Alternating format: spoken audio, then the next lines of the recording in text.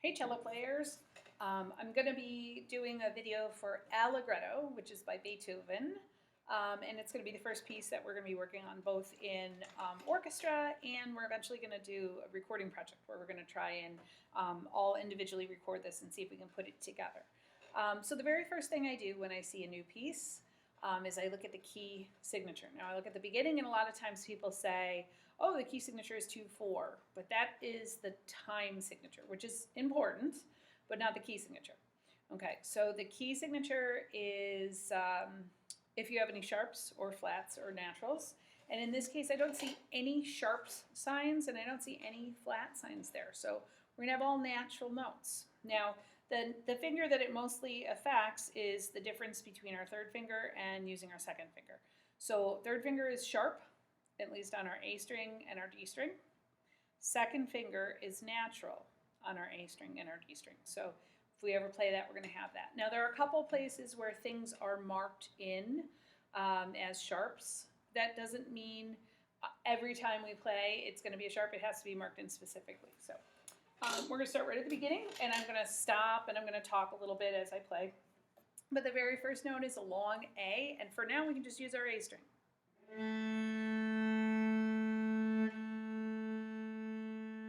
It's two half notes connected with a tie, so it means it's actually going to be 2 + 2 beats, so it's going to be 4 beats altogether. Okay?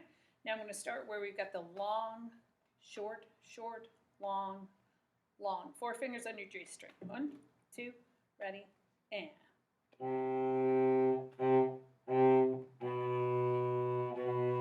3 again.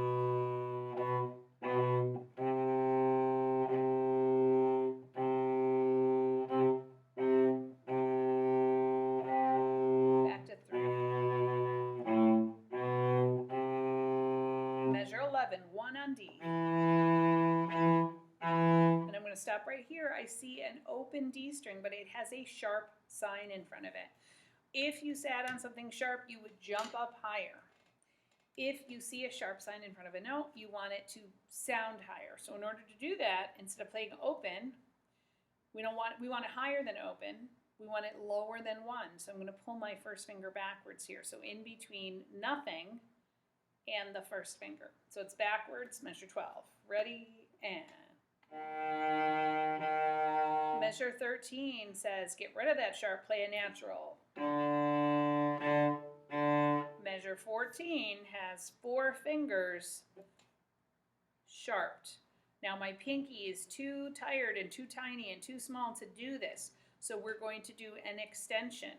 We've talked about extensions where your second finger and your thumb reach out and separate so that your second finger can reach where 3 normally goes, and then your pinky can reach sharp past your 4th finger, or past your 4th tape, I'm sorry. So I'm on measure 14 and I've got a sharp,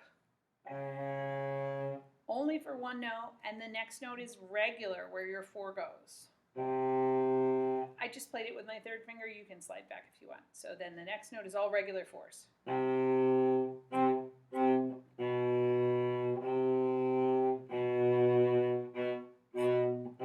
Measure 19. Backwards just the same. 0. Extension. Regular.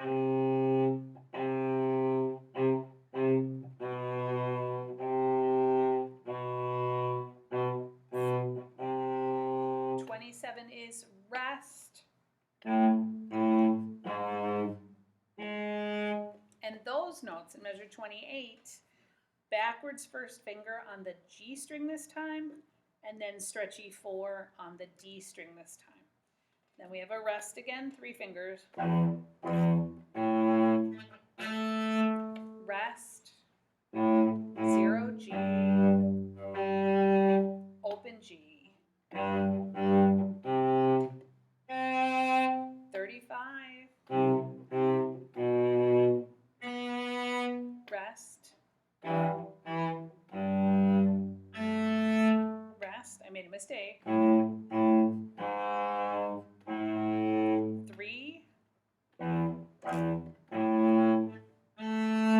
all right, and I made a mistake taken there and played an open G string instead of a first finger, but we'll live. All right, I'm not going to play from 43 to 51 because it's the same idea. We have a rest for a full beat, then we have 2 eighth notes. I'll come back in a minute.